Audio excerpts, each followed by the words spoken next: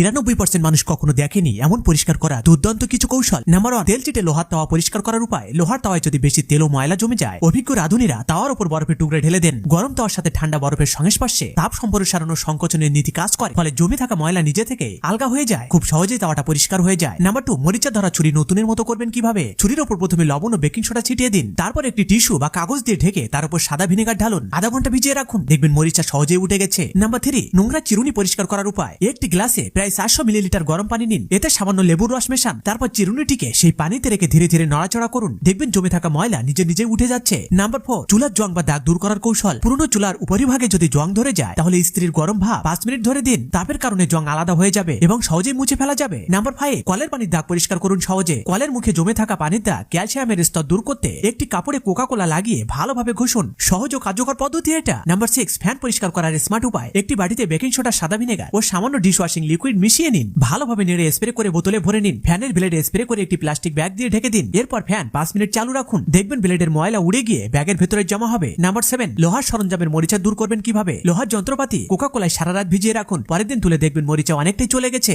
সবশেষে অনুরোধ, আপনি কোথা থেকে দেখছেন সেটি কমেন্ট করে জানান এবং লাইক, সাবস্ক্রাইব ও ফলো করতে ভুলবেন না।